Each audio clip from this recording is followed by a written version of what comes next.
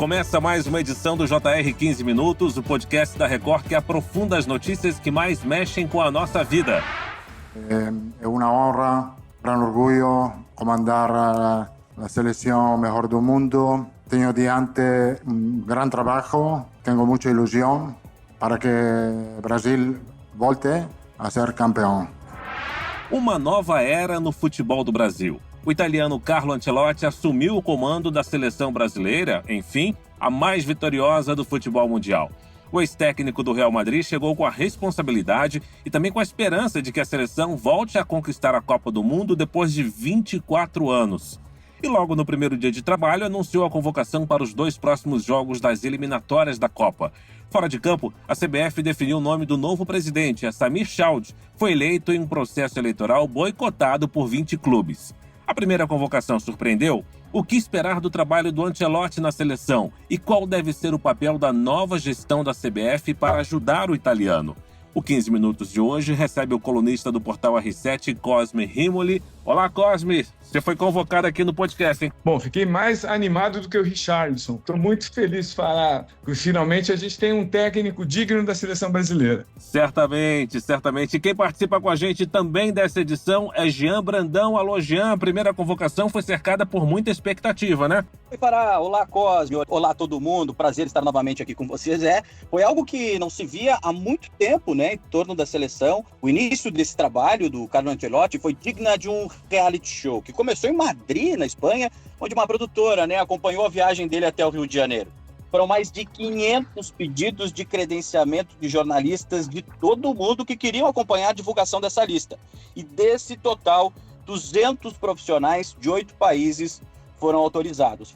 Foi realmente uma grande expectativa criada em torno do anúncio da nova convocação da seleção brasileira. É verdade, a lista saiu: goleiros Alisson, Bento e a novidade Hugo Souza do Corinthians, defensores Alexandro, o outro Alexandro, Luiz, também o Lucas Beraldo, Carlos Augusto, Danilo, Léo Ortiz, Marquinhos, Wanderson, Wesley. No meio-campo tem Andréas Pereira, Andrei Santos, Bruno Guimarães, Casemiro, Ederson e Gerson. E no ataque, Antony, Estevão, Gabriel Martinelli, Matheus Cunha, Rafinha, Richarlison e Vinícius Júnior.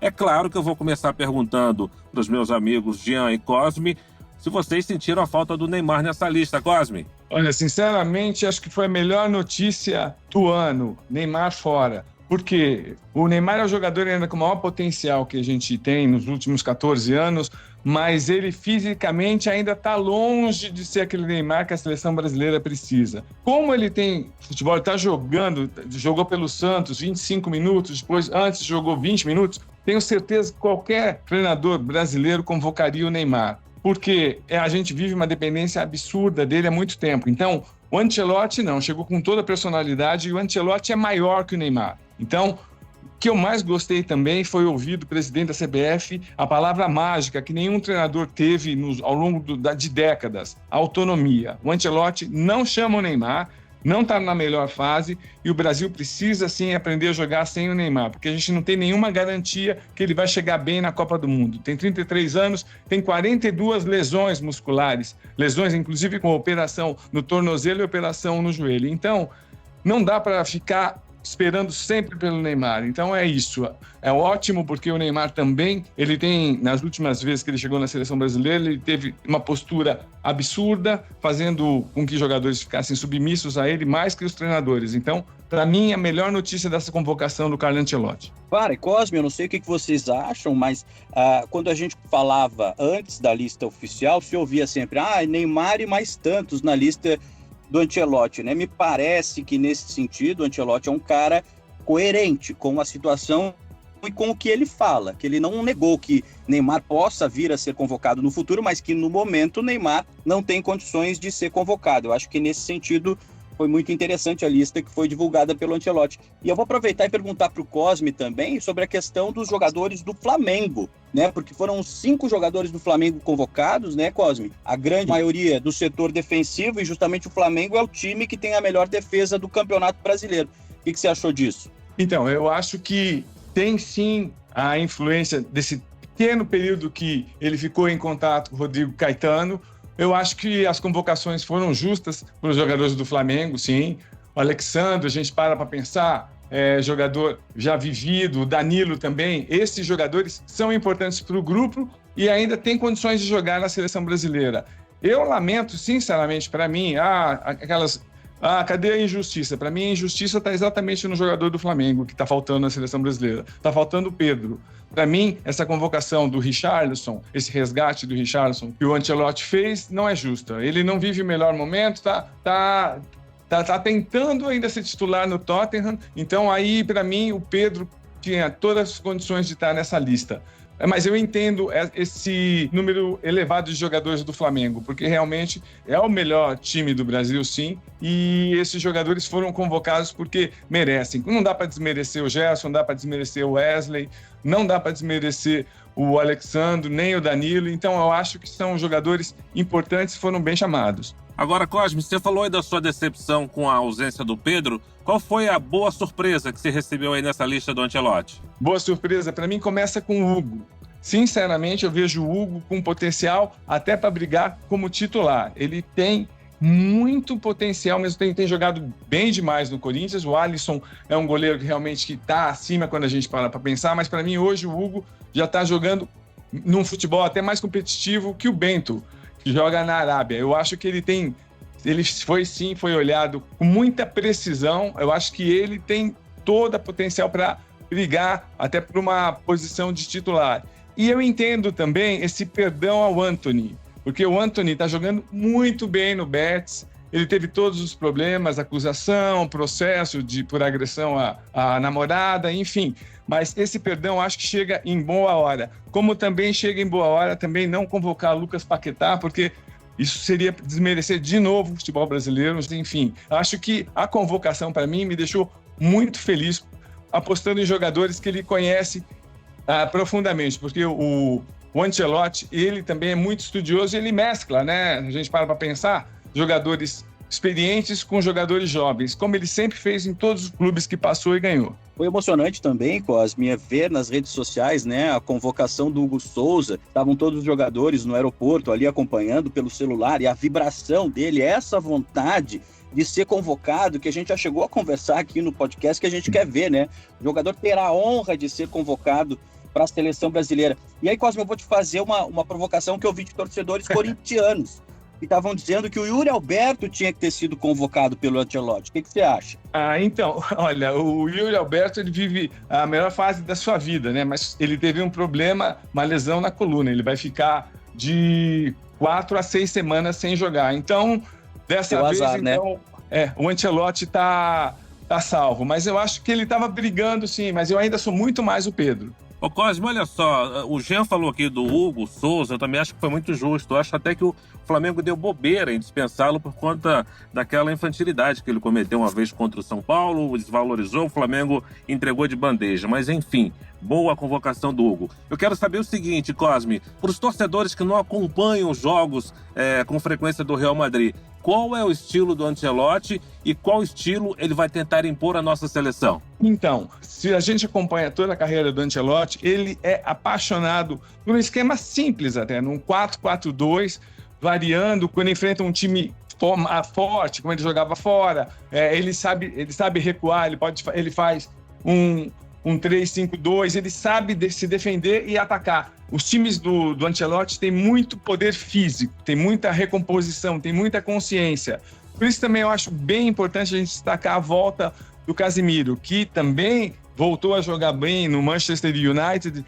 Se a gente para pensar, um time provável do Ancelotti vai ter muita força física e muito espaço. Ele dá muita liberdade do meio para frente para o improviso, do Vinícius Júnior, com o Antony da vida. Então, enfim, ele gosta de um time muito firme nas intermediárias, uma defesa sólida, contra-ataque em velocidade.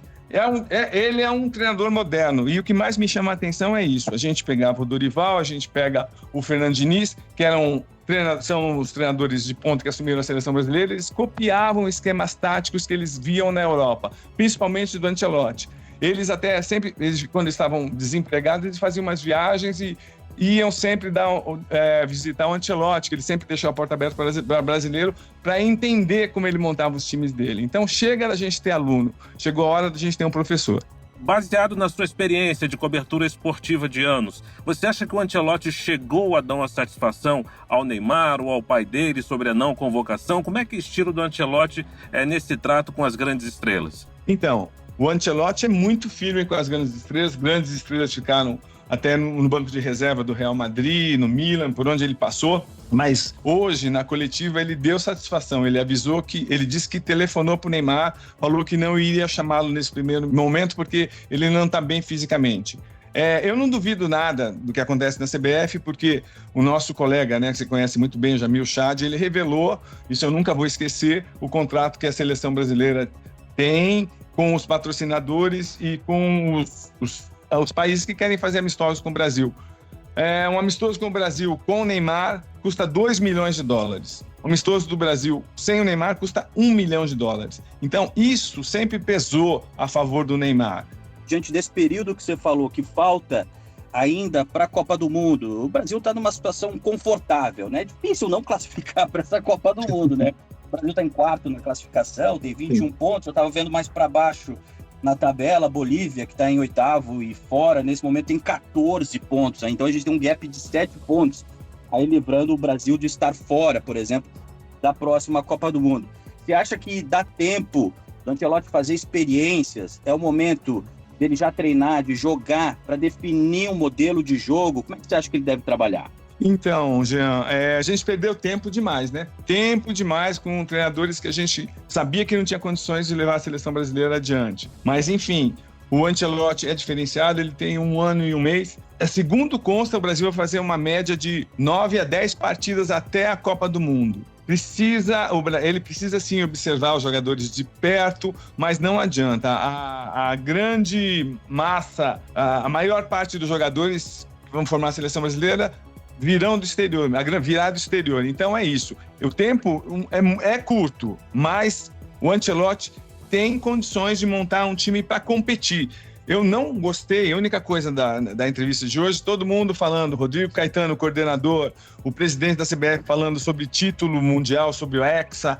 É muita responsabilidade, assim, não dá para prometer título. Isso eu achei a única bobagem que eles fizeram hoje. Ô Cosme, antes da gente encerrar, me fala aí sobre essa troca de comando na CBF. O Samir Chald foi eleito por um mandato de 4 anos. A eleição foi boicotada por 20 clubes, 10 da Série A e outros 10 da Série B. Eu confesso que eu nunca tinha ouvido falar no nome dele até então. De onde brotou Samir Chald? O que você espera dessa nova gestão? Então, nova, né, fará entre aspas, né, porque são forças antigas e políticas que já, assim, até já passaram por Brasília, Romero Jucá, enfim.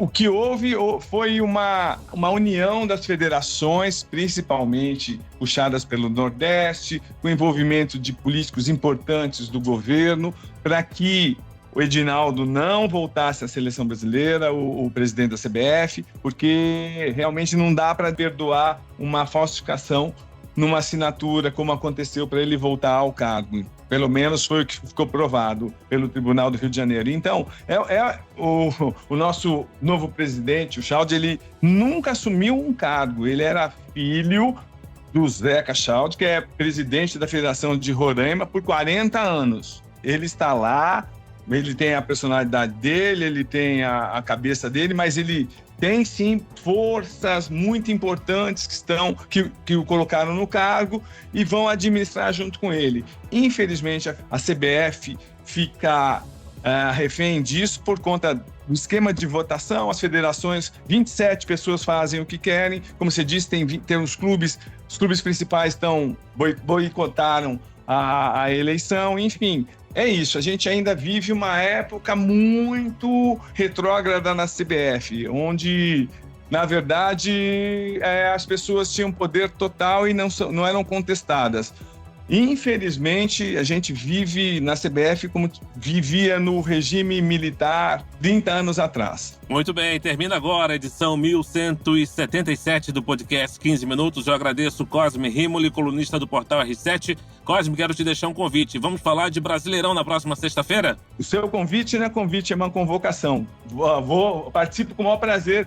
Grande abraço, muito bom falar sempre com você e com o Jean. Prazer nosso, Cosme. Agradeço também o repórter da Record, Jean Brandão. Valeu, Jean. Valeu, Fara. Valeu, Cosme. Uma boa sorte ao Mr. Carlo Ancelotti. Esse podcast contou com a produção de David Bezerra e das estagiárias Amanda Fuzita, Isabela Santos e Yasmin Logrado. Sonoplastia de Diego Marcondes. Coordenação de conteúdo, Deni Almeida. Direção editorial, Tiago Contreira. Vice-presidente de jornalismo, Antônio Guerreiro. Você acompanha o 15 Minutos no r7.com, nas redes sociais do Jornal da Record e nas plataformas de streaming. Aguardamos no próximo episódio. Até lá!